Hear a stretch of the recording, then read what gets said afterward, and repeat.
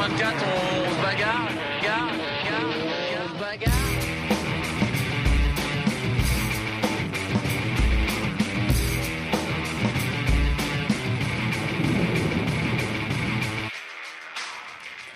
Bonjour à tous, Jean-Pierre Dick à l'abri, l'arrivée déjà dans les têtes des autres concurrents et le passage de l'Équateur pour Tanguy Delamotte, c'est le menu du jour dans le journal du Vendée Globe que l'on débute avec le classement.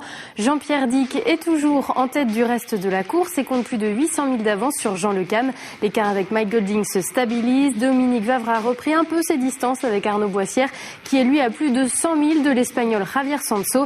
Bertrand de Broc se rapproche pendant que Tanguy Delamotte et Alessandro Di Benedetto sont toujours en dernière position.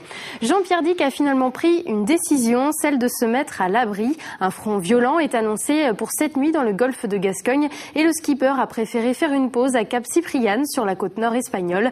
Un choix synonyme de prudence. Jean-Pierre Dick a déjà connu un retournement avec son bateau. C'était en 2004, un très mauvais souvenir qu'il ne compte pas revivre. Il a donc choisi de s'arrêter, possédant en plus assez d'avance pour espérer conserver la 4e place.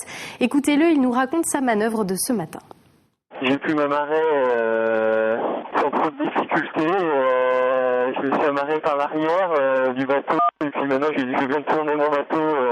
J'ai passé la matinée à gérer les doutes un peu, à remettre un peu tout au propre. Et voilà, j'ai tourné le bateau. Maintenant le bateau est amarré par l'avant à la bouée coffre là. Et puis écoute, pour l'instant il y avait un peu de vent ce matin pour la manœuvre. J'ai pu rentrer dans le port à la voile. Bon, je me suis pas senti au niveau sécurité de passer de m'amarrer avec le fort de l'espace qu'il y avait dans le. J'étais assez près du môle, donc j'ai juste mis le moteur quelques instants, ce qui m'a permis de m'amarrer à cul à la bouée, quoi. Hein. Voilà, donc écoute, tout s'est bien passé et voilà, un peu d'attente maintenant.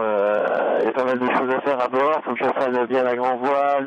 Il y a pas mal de choses à préparer avant le coup de vent. Et c'est vraiment important de profiter de ces moments un peu de calme avant que l'air ne rentre. Et le skipper a prévu de nager un peu autour du bateau, de lire, de se reposer, mais aussi de bricoler. Il devrait repartir samedi ou dimanche. Derrière lui, encore dans les alizés, la flotte pense à l'arrivée. C'est le cas notamment de Dominique Vavre qui compte les jours et surveille de près son routage. Les routages me donnent 8 jours à partir de maintenant.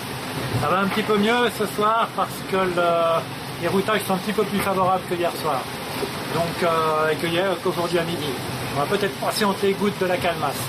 On va voir ça. Allez, c'était donc le 30 janvier. Il nous reste encore une journée pour griller janvier et attaquer février qui sera le mois de l'arrivée au Sable d'Olonne. Pour Arnaud Boissière, la situation est différente. L'arrivée, il y pense, mais n'est pas forcément pressé d'y être. C'est même quelque chose qu'il appréhende. Écoutez-le à la vacation de ce matin. Le changement n'a pas eu lieu, la fin du monde n'a pas eu lieu, la morosité apparemment est arrivée. Ben non, j'appréhende surtout parce que, mine de rien, 3 mois passés à bord, ça fait plus d'habitude. Et puis, moi, personnellement, je suis super attaché à ma vie à bord et à mon bateau. Et puis, mine de rien, je sais que une arrivée de tour du monde tout seul, il y a quelque chose que tu auras laissé derrière toi après parce que tu ne retrouveras plus tout de suite parce que ton tour du monde en solitaire, ça se passe les 4 matins. Tanguy Delamotte est lui encore assez loin de l'arrivée, mais il a franchi une nouvelle étape dans sa remontée de l'Atlantique, l'Équateur. Il en a profité pour annoncer l'opération d'un 9e enfant grâce aux plus de 100 000 clics déjà faits sur la page internet d'Initiative Cœur. Dans des couleurs magnifiques, vous allez le voir, il a fêté ce passage au champagne, bien sûr, mais pas seulement. Passage de l'Équateur, Vendée Globe 2012, Initiative Cœur. Yalla! Il est un peu moins frais qu'à l'aller, j'ai l'impression.